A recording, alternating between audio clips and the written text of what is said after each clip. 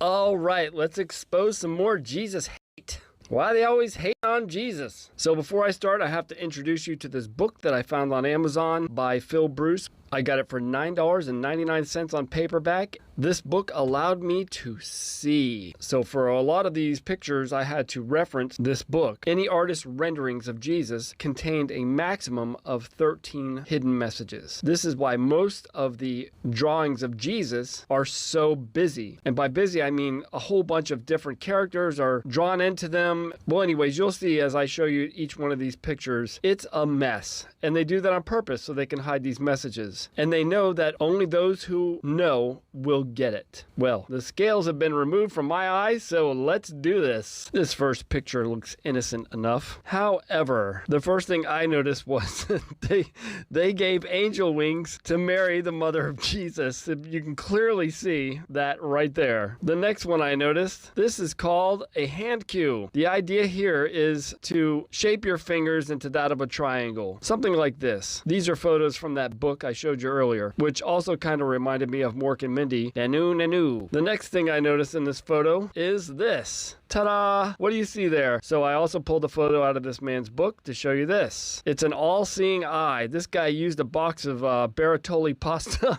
to make the eye for his fingers. Here he's using a lid of Italian ice cream to make the eye between his other two fingers. You get the idea. But do you see it now? Can you see the eye between these two fingers right here? This is a different picture. What's the first thing I noticed right off the bat? Both of these. This is the all-seeing eye. She's doing the triangle with her two arms. And this symbol down here at the bottom that I circled is a little blurry and hard to see, but I can see it. I know what it is. It's one of these. Another all-seeing eye. Now, according to his book, he had to do this undercover. So these are pictures of pictures that were taken with undercover cameras. Fourth thing I noticed is this. She's covering one eye. You can Google this, but there are many examples of people covering a single eye. What's the next thing I noticed in this photo? We've got actually several hand cues going on here, but I'm just going to show you the main one where she's making an all-seeing eye with her right hand, and a corresponding photo from this man's book would be right here. These are natural gestures that everybody uses.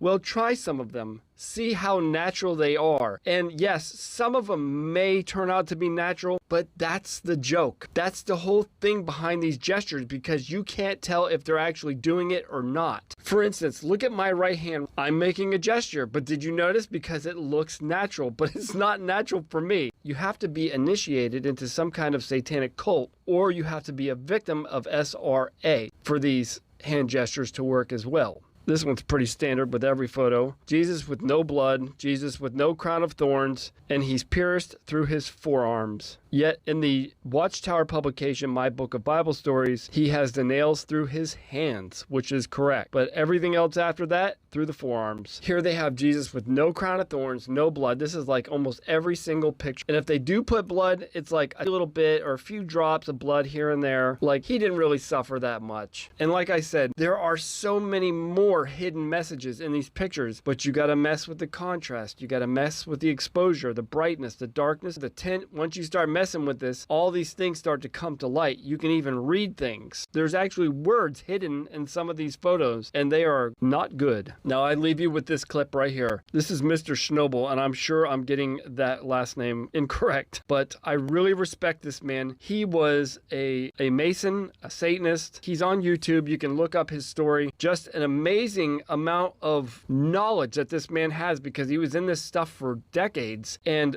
guess what? And once again, Jesus called this man out. This guy has a vast amount of knowledge about this stuff.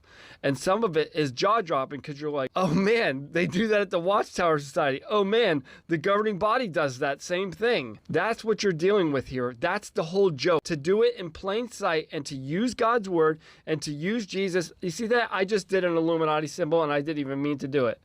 Dang it all. I'm just going to hide my hands or use oven mitts next time, because I don't want to be flashing any Illuminati signs or Masonic hand gestures, what they also call as switching or cueing. I'll leave you with this clip. Enjoy. Through a ritual ordeal, acting as Hiram Abiff. Oh yeah, by the way, Masons are obsessed with King Solomon and Hiram Abiff. who took orders from King Solomon on how to build the temple. And literally, Hiram Abiv is like maybe 2 paragraphs in the entire Bible about Hiram Abiv. I think it just says something like, and Hiram completed all the work that Solomon gave him. That's the end of the story. And this also helps right here. This is a Masonic Bible that I just got my hands on. And you see what I mean about them being obsessed with King Solomon? Okay, sorry to interrupt. Here we go. They blindfold him, and they tell him that he's going to take the part, now listen to this, of the greatest Mason, if not the greatest man who ever lived. Now, I'm sorry, this guy is just a footnote in the Bible. I am the eye in the sky.